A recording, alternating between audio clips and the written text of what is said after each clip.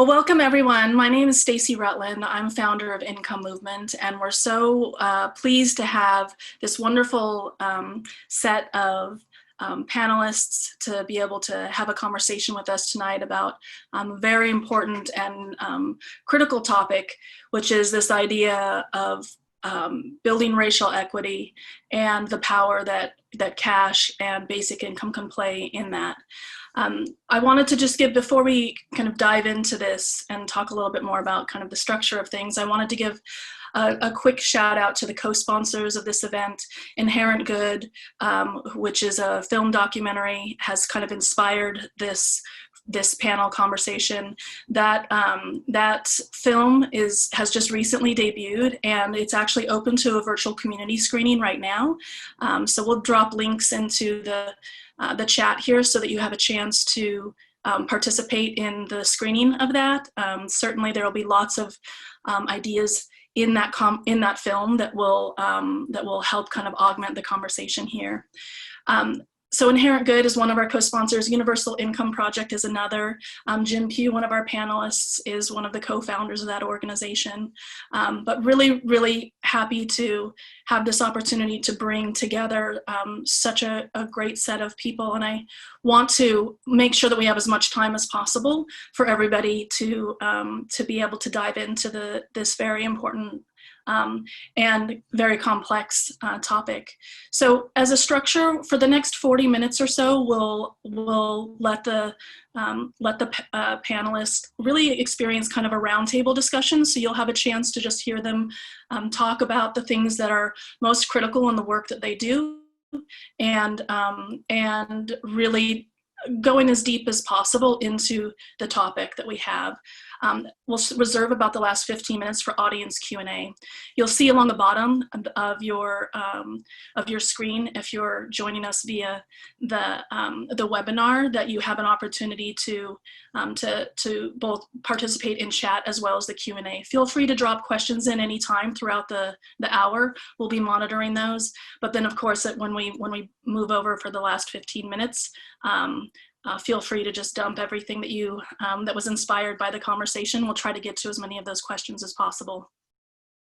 So with no further ado, I want to make sure that I properly introduce this amazing panel. So Mia Birdsong is an accomplished writer, activist, and senior fellow at Economic Security Project, a great organization. If you're not familiar with them, you should definitely check them out. Her recent and timely book, How We Show Up, Reclaiming Family, Friendship, and Community, provides models to reimagining and cultivate inclusive community and connectedness. She served as co-director of Family Story and the vice president of the Family Independence Initiative. And you may be familiar with her through the TED Talk that she led, that entitled The Story We Tell About Poverty Isn't True, which has been viewed more than 1.5 million times and has showed up in a slew of important publications. We also have Ann Price here this evening. She's president of Insight Center for Community Economic Development, which examines narrative change in addressing race, gender, and wealth inequality. She has over 25 years of public sector work focused on issues such as child welfare, hunger, workforce development, and more. And she's a fellow at the Roosevelt Institute and a national thought leader, and has been, featured in issues like New York Times, Nation, Washington Post, a variety. So we're very excited to have her here today. We also have John Matthews II. He's the Director of Community Engagement at the Justice Collaborative and also served as the Assistant United States Attorney in Puerto Rico. He's obviously, in his work with Justice Collaborative, worked kind of extensively in criminal justice reform and litigating civil and criminal cases in federal district and appellate courts. He also helps, the Justice Collaborative has a media arm that has a regular daily show called The Briefing, and he actually hosts many of those shows as well, so you may recognize him. And then last but most certainly not least is Jim Pugh, and I already mentioned at the top of the hour that he's co-director of Universal Income Project, which focuses on advocacy and policy work around universal basic income. He's also CEO of Share Progress, a social good startup that helps progressive organizations grow their base and win their campaigns. He's previously served as Director of Analytics and Development for President Obama's Organizing for America and the Democratic National Committee. So he's got a really wonderful kind of foot in a wide variety of the kind of policy and advocacy spaces. And he's founding Chief Technology Officer at Rebuild the Dream. So really excited to have everybody here.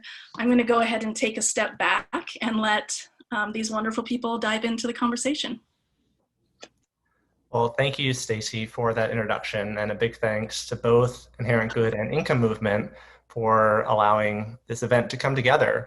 So I am really, really excited about the conversation this evening, both because I get to talk with some really amazing folks, and because of the topic we'll be discussing, which is racial equity and the power of cash. What is the interconnection between racial equity and racial justice and the idea of a guaranteed income or universal basic income? I see, I would say, a general connection being made between these spaces in a fair number of conversations surrounding UBI and guaranteed income, but it's pretty rare to go deep on it. I feel like you generally have these surface level talks about, oh yeah, this will help, this will make a difference for racial equity, but there's very few cases where people are really going below the surface to explore what does it actually mean? What are potentials here? What are potential dangers here? And so I'm really hoping and looking forward to being able to delve into that in this conversation this evening. So to start off with, we really want to structure this as a conversation, a back and forth amongst the speakers here. But kind of an initial starting prompt that we want to have is what excites you about the idea of guaranteed income.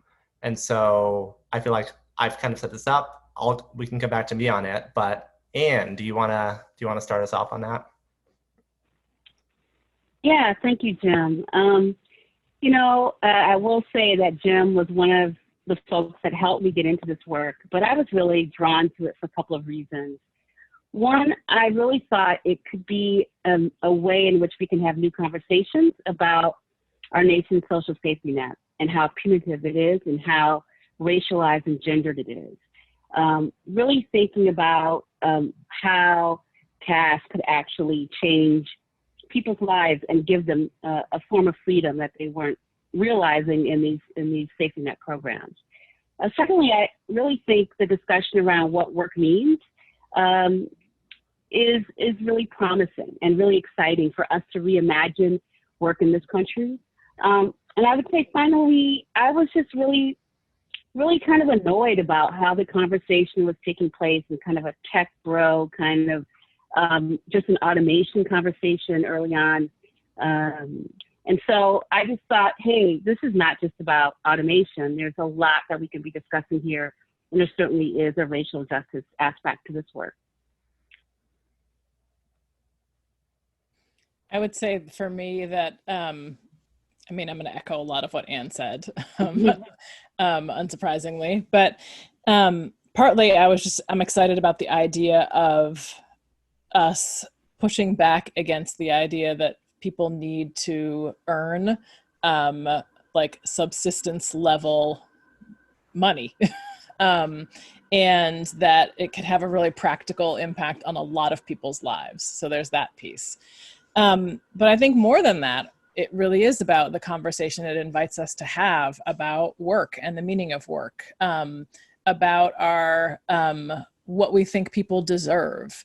And it really interrogates the kind of setup of our current safety net, which is, really positions people who are poor to demonstrate that they're worthy of basic human rights. And this is saying, in my mind, guaranteed income is like, you can be all of the worst stereotypes. You can be 50 years old and living in your mother's basement, smoking pot all day, playing video games, and you still get money, which in America, in capitalism, gives you access to so many of the things that you need from the position of self-determination, right? Like you get to decide, like cash allows you to choose what it is what you're gonna access for yourself.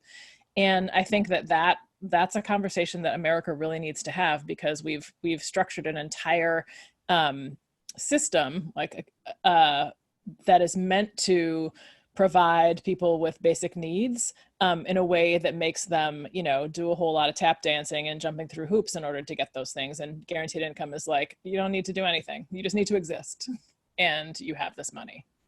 And I appreciate that conversation. Yeah, I love that, Mia. I love thinking about what it means to be deserving of cash, to be deserving of mercy, to be deserving of justice. Like, I love that framework. For me, I'm most excited about, just rethinking the social contract and what that means in the United States. I think in this moment, folks are really suffering, and it's really laid bare some of the limitations of our current democratic systems, our current economic systems. And so for me, I think a lot of people are waking up and actually challenging that framework, kind of what you're describing about, like, if you work hard, you're going to have a good job and you're going to have a family and access to schools and access to jobs. Like, I think COVID has really exposed what many of us already knew. And I just, I'm excited for the moment and the organizing that's taking place around the country to really both address those questions and really rethink, the social contract and how we're going to interact with each other and with our government. Yeah, I feel like everything all you just said, plus one to that. Yeah, I mean, for me as well, I think the idea of challenging the concept of deservedness that exists in our society is so key to this. And it's something that you don't see popping up in too many places. Even when we're talking about good policies that will help people, oftentimes, oftentimes in the best case, it's neutral as far as that. And many times things that may help people may be making some of these ideas worse about, who does and doesn't deserve to survive in society. I think the other thing that excites me about UBI, about guaranteed income, is there was a phrase that stuck with me. I don't know how many of you have read Peter Frazie's For Futures book, but it talks about UBI a lot there. And he describes it as a potential non-reformist reform, which is a policy that it makes sense to exist within the context of our current systems, but that if we were to have it, it would then undermine the systems, and so would allow us to transition to potentially a radically different framework, a radically different social contract than exists today. And so I think that idea behind it really excites me. Although say more about like that paradigm. Like, give me an example. Yeah. So, I'll say specifically the idea here is that, I mean, the idea of, we can just start giving everyone some cash from simply a mechanical perspective is very doable in modern context. And particularly in this moment with COVID, I feel like we are talking seriously about this. How soon we can actually do it is another question. But were we to have a guaranteed income, if everyone were to be guaranteed that money every month, how that would affect people's relationship in society, our relationship with government, our relationship with each other, the degree to which that potentially could empower people and really disrupt a lot of the hierarchical systems that exist today. And so then that potentially could build on itself, and that suddenly more things become possible and we can start to shift more of our systems. And so you can end up in a far, far more egalitarian system than we have right now. Got you. And so, so I'd say that's one of the things that both excites me about it, but also I would say sometimes makes me cautious about it, because I feel like different proposals out there get at that more and less. And I think sometimes what people talk about may not really be moving in that direction, even if they may not realize that. Yes, the policymakers will find a way to mess it up. I hope that's not true. Cautiously optimistic. Depends on which ones we have, I guess. Yeah, exactly. One of the things I think like we all have talked about together, but also in our work, is like where racial justice comes into play here, right? It's not guaranteed income for Black people or guaranteed income for Indigenous people. It really is everybody, more or less. It certainly isn't a race-based concept.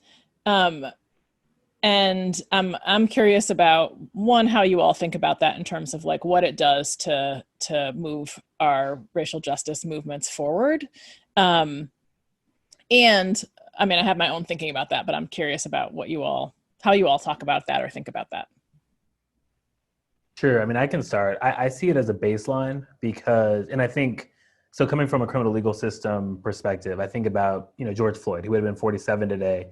And when you think, we go straight to the officer with his knee on his neck and just like the brutality of that moment. But if we step back to what he was accused of doing, it was having a fraud and having a counterfeit bill.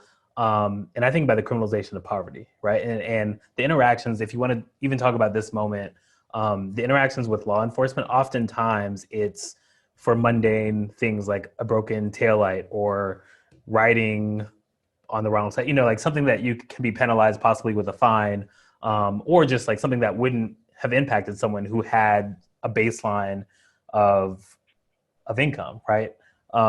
So, and that can be both with alleged crimes, but also just even interacting with like all these different systems. I think if you take a look, even going back to Ferguson, how before the Mike Brown incident, there was so much happening with law enforcement stopping and interrogating people because of income related crimes. And so I think that's both on the front end of the system, but on the back end. And so for me, coming from a criminal legal system background, that's what I see immediately, which is like both pretrial and potentially re-entry, like just the fact that people often have nothing. And from there, you have like all sorts of issues. And I can talk a little bit more about that, but like that's where my starting point, at least. What about you, Anne? Yeah, I totally agree with you, John. I think that people have been pushed so far to the margins by these systems. You think about people who are released from jail or prison with absolutely no income, with nothing, just dropped off, in the middle of the night with just, a few possessions. But I also think about this as a form of reconciliation. And I certainly see that in our social safety nets particularly. And I think the thing, in this country, maybe we're having a conversation a bit more about that under COVID, but these are programs in a system that has been so invisibilized, right? It's been built up by a set of myths and narratives that, enable it to just kind of continue without interrogation, without any kind of public view on it, right? And so actually, we as Americans know very little about these systems. We're so focused on cheats or people that we think are scamming or asking for a handout that we don't really look at how they actually operate.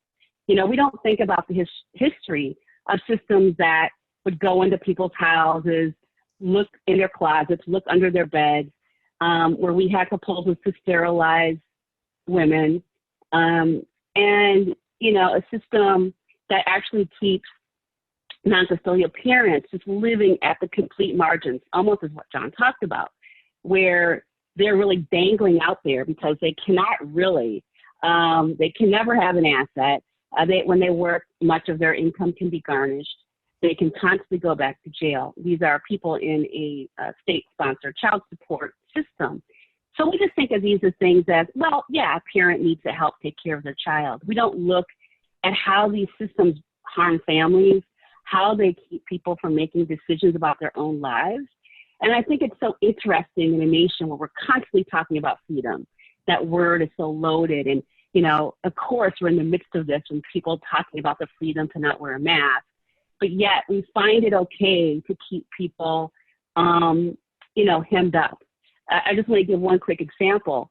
I was talking to some folks in Mississippi where, for people to get child care subsidies, it's tied to this kind of child support system. It's a very rare but crazy thing.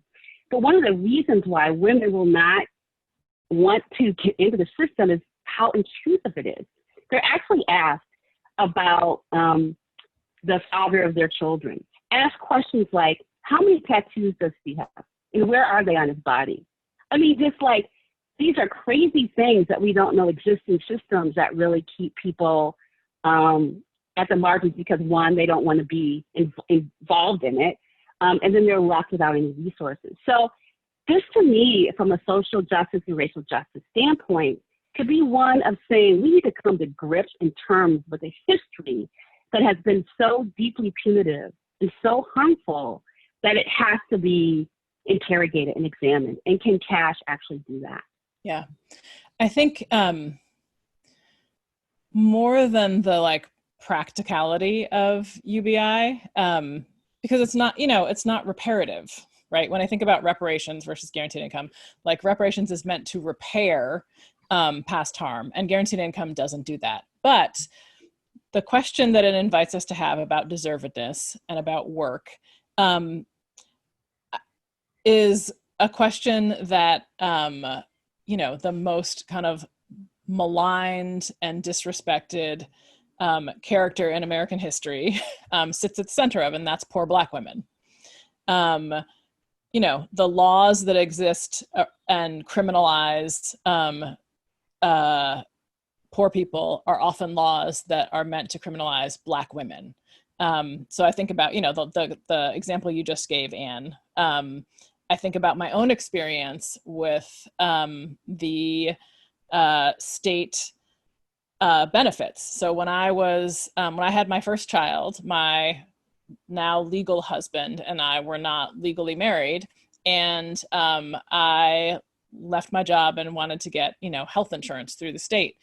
And because we did not have a document that said that the state recognized made us a family, despite the fact that we were very much a family. I remember the social worker, when I was filling out, I was like 8 months pregnant, I'm filling out whatever form, sitting in this like hallway.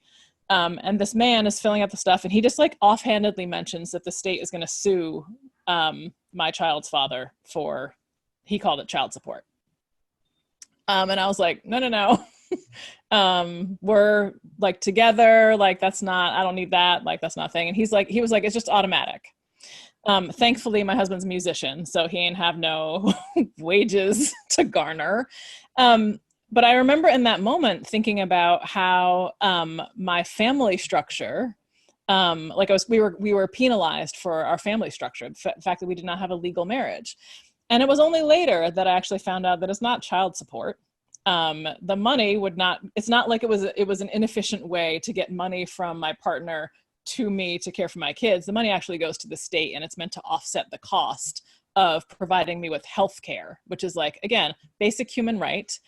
And that's very much about penalizing Black families and Black women. So when I think about the conversation we have to have about like, oh no, you don't have to, like, guaranteed income is like, you don't have to prove that you're going to be responsible with the money. You don't have to have a particular family structure. You don't have to work. You don't have to do all of these things that we require because we think of the face of poverty as being about Black women. I feel like that conversation is a really important one. So it's not that it actually, I don't think that it kind of substantively decreases, you know, it doesn't decrease the racial wealth gap, but it makes us have a conversation that forces us to confront the ways in which our thinking about the economy and about work are deeply raced and gendered. Yeah, I love how you, Go ahead. oh, I'm sorry. I just wanted to say, I love how you brought up family structure, because that's not talked about a lot, you know? And I think, you know, when you think about right now, when people are saying, you know, I had to move in with my parents, or, you know, all sorts of different kind of household configurations are taking place right now.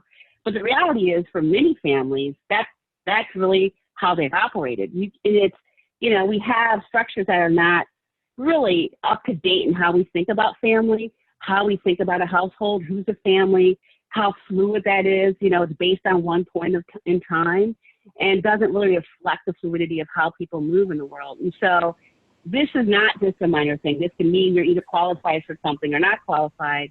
But I really love that you raised that point. But yeah, sorry, Jim, I didn't mean to cut you off there. No, it's all good.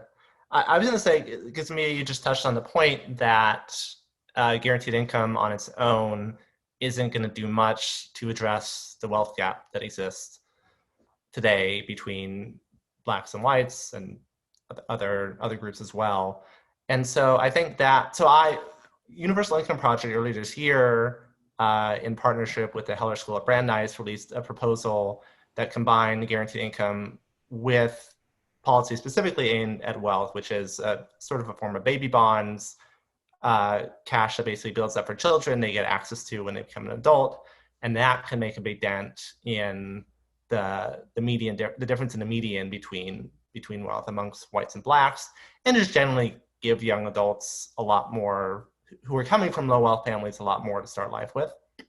So one thing I'd be curious to dig into is thinking about what else do we need if we're serious about addressing racial equity here. We touched on the value of a narrative, but are there specific things y'all have front of mind that it's like, yes, we need guaranteed income, and this, if we're talking about coming at this from the various fronts that it exists in our society today?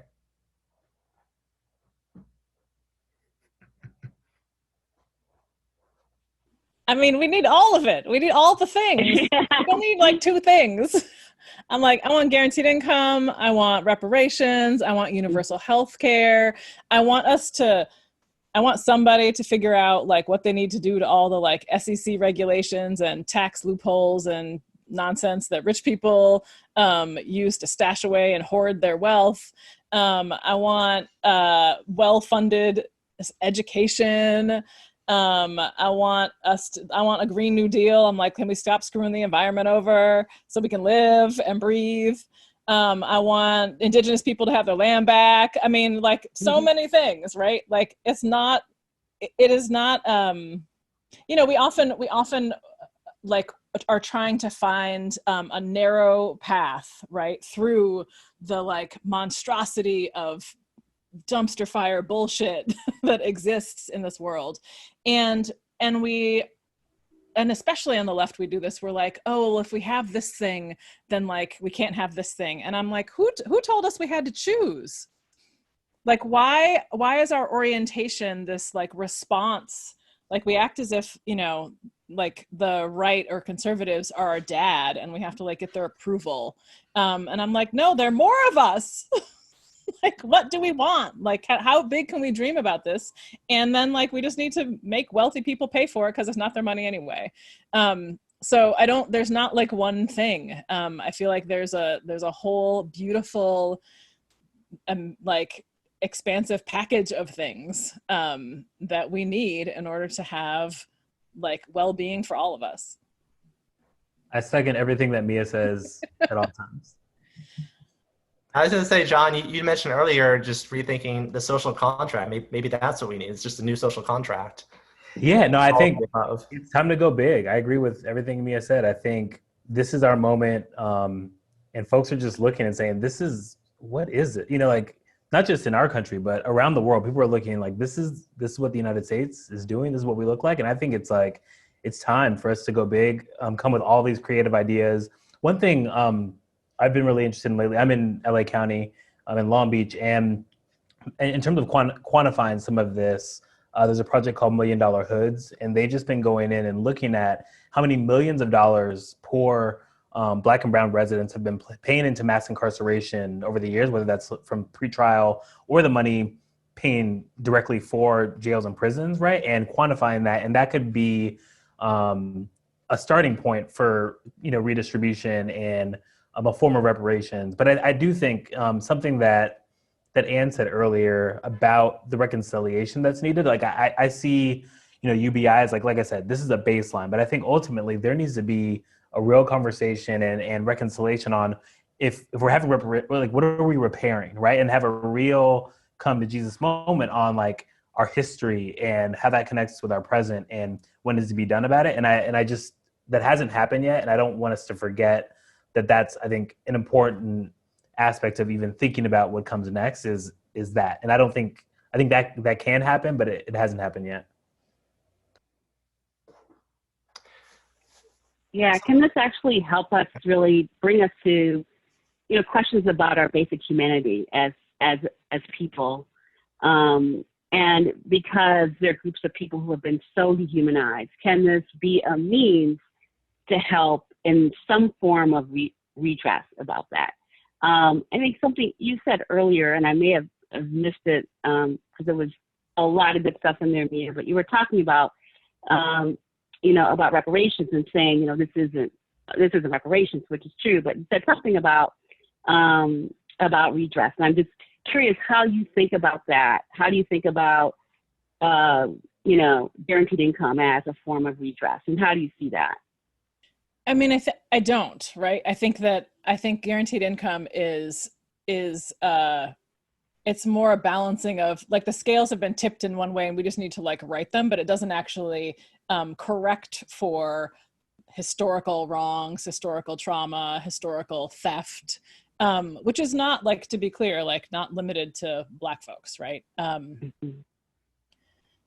So I don't think that it does that. I feel like we need to do, what John was suggesting, and I feel like what you talk about, which is have both the conversation, right, an actual racial reckoning, that helps us understand, the historical context that Black people in America are contending with, and there's no way to actually repair that. There's no way to actually make up for hundreds of years of genocide and theft and murder and trauma and all the shit, right?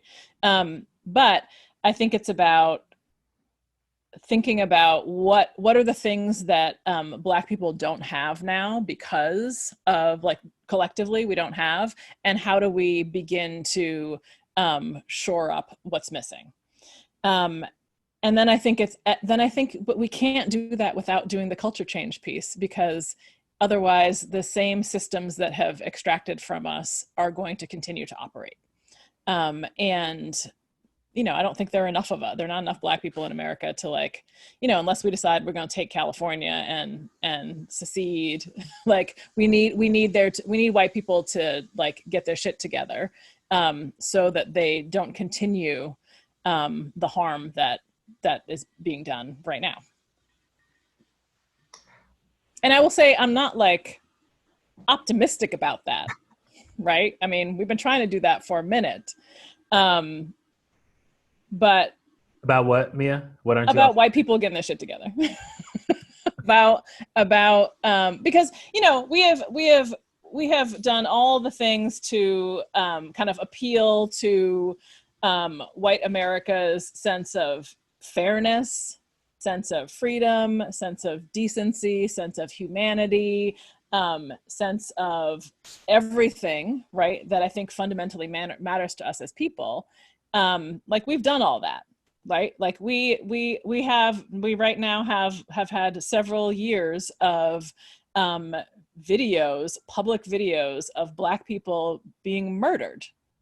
And I'm not saying it doesn't impact white folks and it doesn't change hearts and minds, but I feel like I'm not super optimistic about what actually needs to happen with white America. We're going down a whole other road here, but you asked, to stop the harm of white supremacy. I don't know what that is. And I think too often the work is kind of, it's we point toward Black people and people of color to do that work. And I'm it's not we've doing all the things, we've done everything. It's not our work to do. It really is that I want to see a movement of white people. I want to see, I heard somebody talking about how, what the Klan has a culture. They have ritual, they have uniform, they have a particular way they bury their dead, they have vernacular. There's tremendous culture around that kind of white supremacy. I'm anti-racist white folks don't have a culture. I'm y'all need to build, part of it is that too many white people are trying to do that work individually. I'm y'all need to build collective culture. I want to see that happen. I mean, I would say, you could say that's a big indictment of the progressive space broadly, that people working for positive change, it's like, all right, it's about the activism, it's about getting stuff done. And it's like, yes, it's about that, but it has to be about more than that if this is going to be something that sustains and grows. And so that's, I don't know, it's something kind of stepping out from that. And I think connecting to the point you were just making as to what does it look like for us to be able to start to challenge these narratives, to be able to shift some of this cultural, the cultural edifices that exist right now. I don't know, I'm curious to hear from y'all. I think one thing that I think about is that there is kind of, specifically with regards to guaranteed income, the chicken and the egg as to how much is the focus on policy versus how much is the focus on culture and how those things interact. So, and it seems like, at least so far, there's been some pretty good synergy here, pointing to something like Seed out of Stockton, like that was a pilot program, a policy, but the amount that has generated new conversations and as assisted in pushing back on the deservedist narrative. So I don't know if y'all have thoughts around that as far as, yeah, what are either the right or the best ways that we can be moving forward around that stuff? You know, I just don't think you win people with just a straight in policy focus. I mean, I think progressives, we go straight in on policy. Like we just wonk it up, man. We love it, right?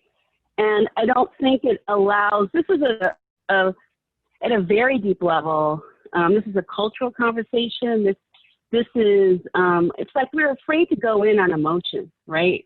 And we're afraid to really talk about this because we've got to get in on the weeds of the policy and how it's going to actually, you know, how will this be administered and who will get it? And, you know, that's some of the first questions that are asked. And I think that that's not the right approach. I mean, certainly we're talking about something that is at the heart of a dominant American narrative around the whole Protestant work ethic, about what work means to someone's identity.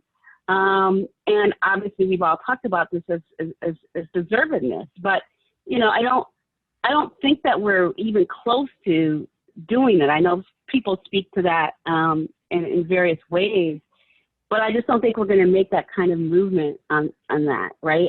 I think that, you know, many of the things that, and I'm not going to just keep pointing to the right because I'm not saying that we should take playbooks from the right, but I do think when you're trying to shift perception and you know that it's a 30, 40, 50-year trajectory, you don't start in on policy. You don't go to policy first because you'll never get to the cultural aspects of this. So I know that there was some question about social contract. How do we have a conversation? I mean, I don't think that we're approaching this in a way that will help us even get to that conversation. And we need a much bigger movement around that than we currently have. Yeah, I agree with that, Ann. I'm cautiously optimistic because of the movement that is happening on the local level. Like, I think a lot of people are waking up and they're paying attention to not just local elections, but translating movement, so protesting, showing up to like policy changes. Now, I'm not sure that's going to continue indefinitely, but we have seen some movement in that area. I do agree about the messaging piece, and that's why at the Justice Collaborative and at the Peel, there's a lot of work about just communications, right? So there's even the people that want to do the right thing are sometimes struggle with like, how do I message this, but also what do I do when I'm attacked on this from the right, from, you know, people that have very basic messages about how everything is wrong with this. And so I do think there is a lot of area for that communications work. And I think finally, something else that Mia said, now I'm forgetting. I may have to come back to it. Yeah, I'll come back to it. There's something else you said, Mia, that I thought of, but I lost it. I mean, the thing that you just said about kind of like, you know, kind of moving from protests to voting and policy, like, I feel like that's not like, Anne, I feel like what you were saying is that like, how do we get people to move from protest to like, how they're behaving in their lives and how they're interacting with other human beings. Because, you know, like people will, on the left, will espouse, like support particular policies or espouse kind of a set of beliefs. You know, they'll put a Black Lives Matter sign on their yard and then call the cops on, you know, a Black man sitting in a car. Or there's this way in which we need to actually move from protests, which are like pushing back against dehumanizing systems, to like mutual aid movements, which require us to like be in relationship and community with people. And when I think about social contracts, right, like there's both kind of the social contract that we have with our government and institutions, right? There's like what they owe us and what we have to do to like hold them accountable to whatever it is that they owe us. But there's also how we're in relationship with each other. And I feel like the thing that's been most heartening to me kind of out of this pandemic has been the way in which mutual aid existing relationships have like really bolstered mutual aid work. To be clear, to like fill in gaps because our government systems are failing, right? It's not work people should have to do. But I think about, you know, the mutual aid where Idris Dixon was talking about this recently. She was talking about the mutual aid that, you know, organized to get Jewish children out of Nazi Germany.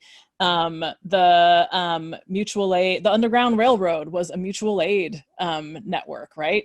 The Black Panthers free breakfast program was a mutual aid program. So I think about like that we have, you know, and now like if you take that example, we have national programs and policy to feed school children that came out of Black folks, in this case, recognizing that like they needed a policy, right, to like make sure children had food, but they just like did it in relationship with each other.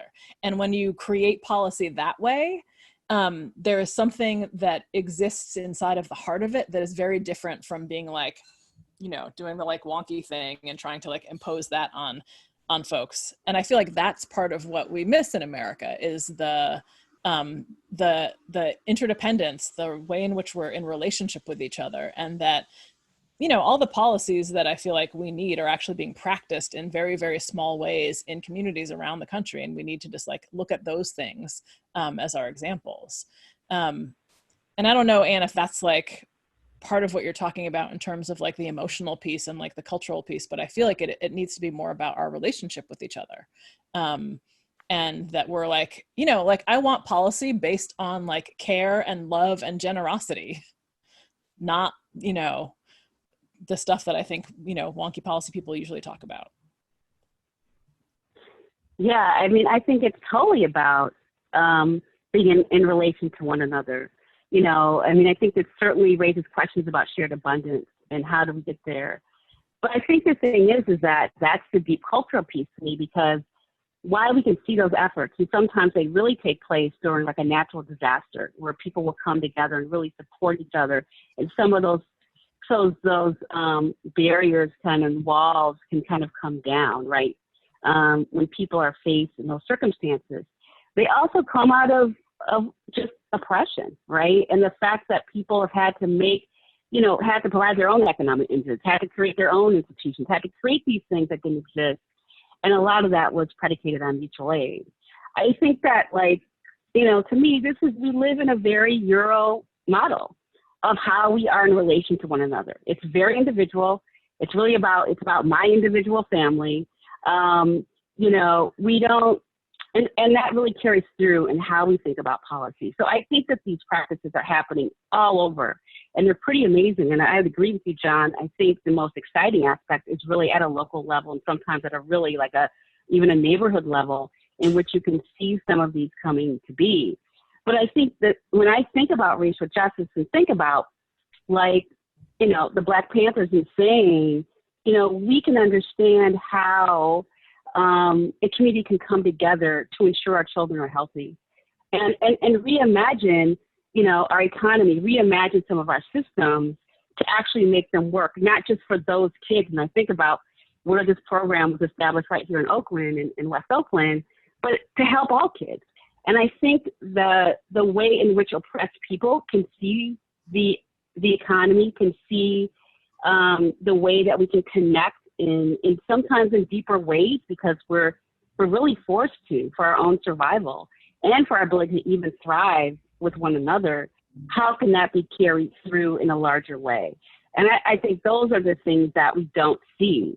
Because honestly, what you just named are not, they're not always valued. Do we really value that? Do we really value that? I was just thinking about how people are always talking about, even now, like, I don't want a handout. I don't want charity. And I think about, like, right now I'm recovering from a badly broken leg. I've been in bed for like months, and I had to rely on everyone. And I needed so much, right? It wasn't charity. It was love, right? It was love that people said, I'll take care of your mom. I'll bring you a meal. It wasn't charity. And our mindset around that really is, it's so deeply embedded until we can kind of free our mindset from that and open up the thought about how do we actually show, really love and care for one another. Because that's where the most beautiful policies will come out. And you're right. They're there. They just need to be codified and put into policy form, so to speak. I mean, I feel like part of what you're pointing to is that thing, right? Like that like rejection of love and support from other people is because of the whole Protestant work ethic, and that we and like America's like deep toxic individualism. And part of what I hear you saying is like we have to believe that we deserve, right, like love and support. And there's some kind of self-sabotage or self-hate that I feel like kind of like undergirds so much of American society, because we as individuals, we don't want those things for other people. And part of it is because we don't think that we deserve them ourselves. And that is like deeply sad. And I'm saying that recognizing that when I have been in positions where I need help and support, right, like it makes me uncomfortable. And I think we like contending with that discomfort around like allowing people the gift of like, not just like we're getting a gift of their generosity, but we're also giving them a gift by allowing them to be generous to us, right? Like I know how I feel when I'm able to provide support for people I care about. Like it makes me feel, it's restorative. It makes me feel like I'm part of something that's bigger than myself. And that kind of, a friend of mine calls it the divine circle of giving and receiving, right? Like if that was what we on the left, like we're trying to manifest as part of American culture, then we could have policies that were built on generosity and love and care. I think one thing we haven't touched on, but seems like it very much connects to the point you just made, me, and a lot of this is the storytelling that exists in our society through movies, television shows, books, and so on. And the fact that it is extremely individualistic, that the stories that we tell in general is about the person who does the amazing things, in contrast to a lot of storytelling that happens in Eastern cultures, where oftentimes there's less of that focus. And so, yeah, I mean, one thing I've thought about for a while is that it seems like if we are talking about shifting the narrative or talking about culture change, then we really should be paying a lot of attention to the storytelling that's happening and thinking about what we can be doing to disrupt the way that it's being done. Yeah, I mean, that's absolutely right. And as you were speaking, I was thinking about this idea of individualism too, this idea that when those stories are told, it's about this person, how they overcame, XYZ challenges, right? But like, it doesn't talk about any of the systems that help that individual get to that point. And I think that's really what's missing, because there's many, whether it's mutual aid or government systems that are impacting all these decisions. And it just, depending on what neighborhood you're in or what community, these can turn out very differently. So I totally agree with that. Yeah, there's some like resistance we have to the idea that a collective of people helping us succeed. I mean, or systems, right? But I think about like how much we love a story about somebody overcoming odds, right? And it's always told as like they were just like had a lot of grit and perseverance and didn't sleep enough. And I'm like, I want the stories that are about like the community of loved ones who are so collectively supporting each other to move forward, right? So it's not just about the hero, and I've tried to tell those stories myself, and I will say, because I grew up in America, like sometimes I find it hard. That's just not how I was trained as a writer or as a reader or as a human to kind of think about. But I'm trying to continually reframe anything that I think is about individuals as being about the collective. And I think, Anne, you brought up our kind of warped idea of freedom. And one of my like favorite things that I like learned in the last few years when I was doing research for my book is that like freedom used to be a very different thing from how we understand it. And that the word freedom and friendship have the same root. And it really was about kind of the way in which we would all kind of throw in together and work together to ensure that we all collectively had what we needed to live a life of well-being. Like that's what freedom was. It was not about like not having rules or not having to like give a shit about anybody else, and it was not an individualistic thing. It was something that you could only achieve with other people. And so I feel like that story is one I'm super interested in telling, and not just because it's like that you can get freedom either way, but like that truly you can't actually be a free person unless you are collectively free with other people. I love that, and it's exactly it, right? I mean, I think that how we think about these notions and really understanding how they've evolved and manifested to where we are today is so important in our ability to actually heal. I mean, like I was just thinking about what you're saying about telling these stories and collective stories that often are not told and I can see how they could be very difficult to be told because we're just not oriented in that way. It's really seen as a sign of weakness. You talk about this thing about I'm not deserving of receiving. And the fact that I think it really, really stems from a real capitalist society that doesn't want you to work collectively, because then you might not need a corporate entity to solve your problems. And so, I mean, I think it's something that that like, if we could really move in that direction, what we're talking about even right now, in terms of a guaranteed income, just think how that would shift the conversation. It's just so dramatically.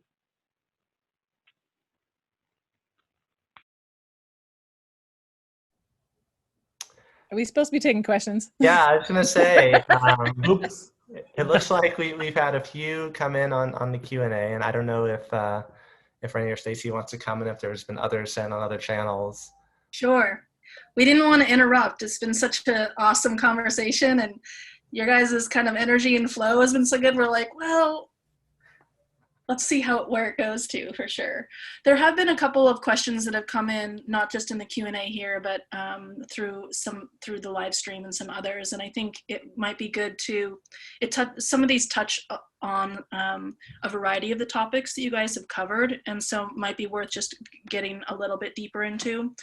One of the audience members asked about if you could talk a little bit about the role of basic income on intergenerational wealth building, and that we talked a lot about this idea of that it's not repairing the past, but what's kind of the long-term future implications? Thinking like years and generations down the line, and the role of racial equity that basic income can play in that space.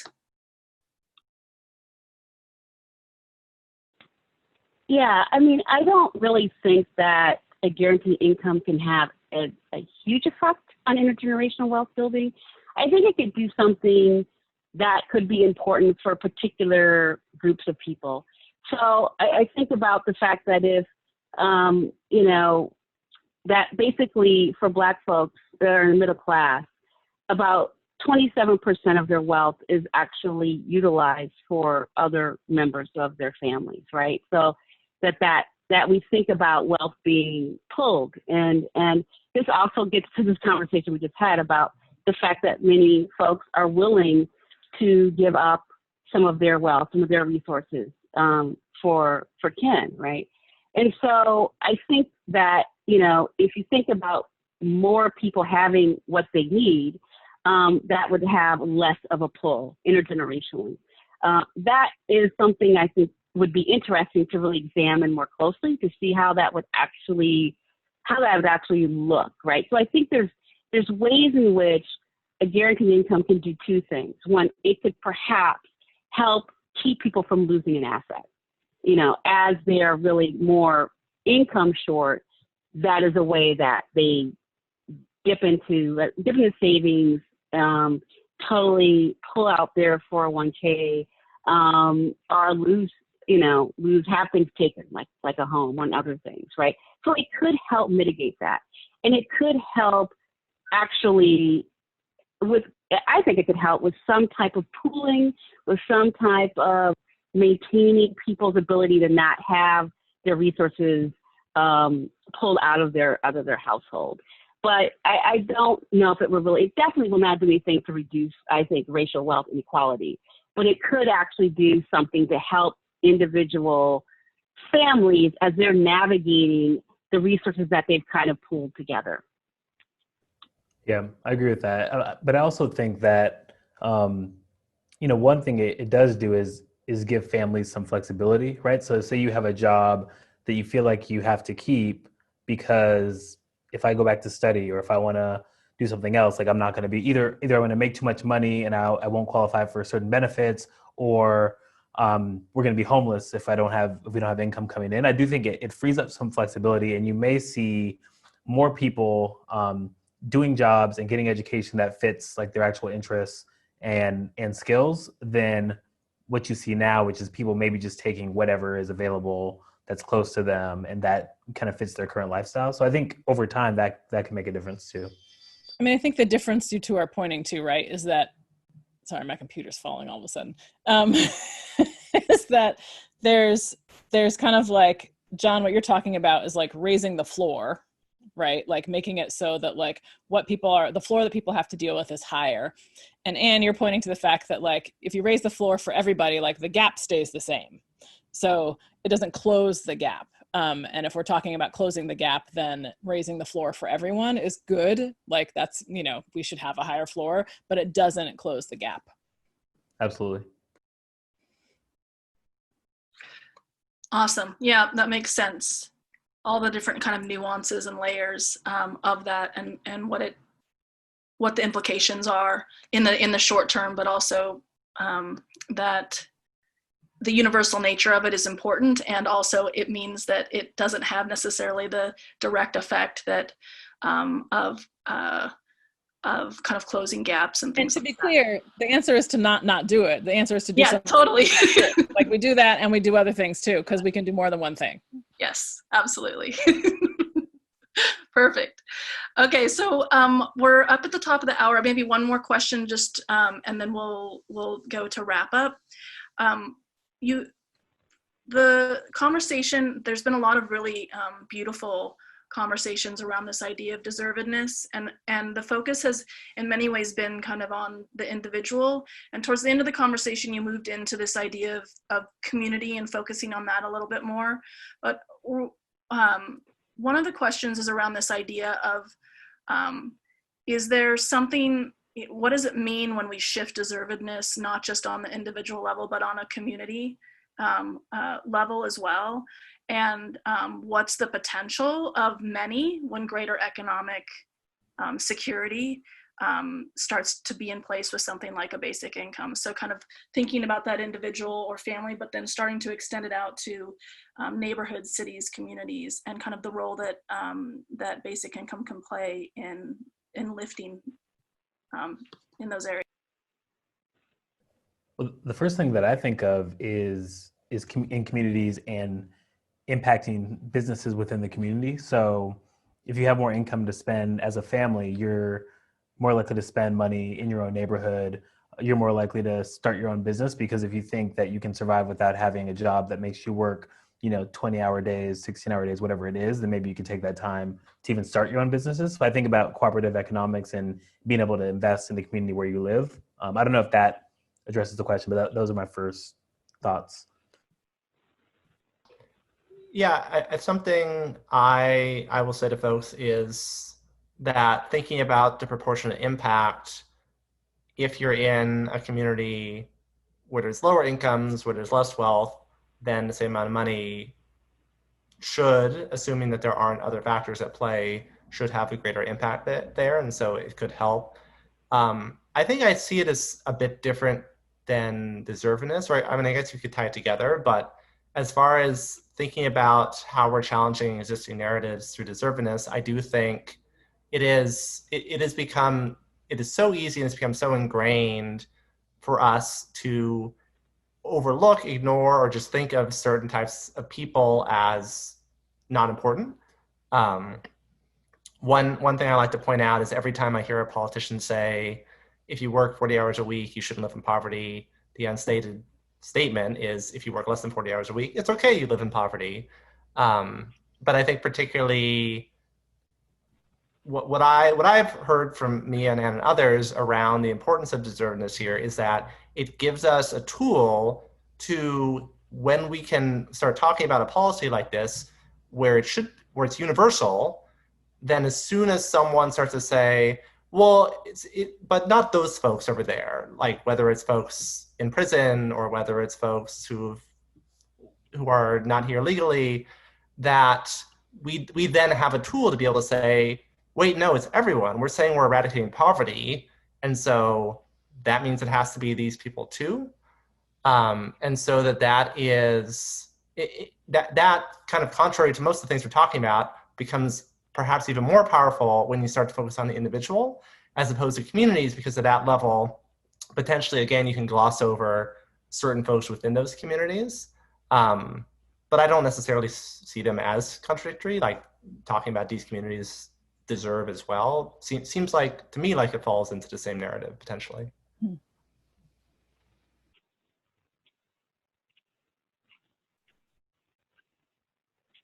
You're muted. Sorry. Thank you. Wonderful. Any last thoughts on that or any other topics before we wrap up? We want to be thoughtful about your guys' time. Okay, wonderful. Well, thank you so much. With you all, so thank you. Yeah, it's so awesome. Yeah. Thank you. It's been great. See y'all. Yeah, thank you so much. It's been really lovely, Jim, John, Mia, and we'll post this up. We've had it running on live streams. I'm really excited to be able to continue these conversations in other places, and we hope everybody who was able to join us this evening has a great rest of your evening. And thank you to Inherent Good and Universal Income Project for co-hosting and co-sponsoring this event. And everybody have a lovely evening. Bye-bye. Thank you. Good night. Bye.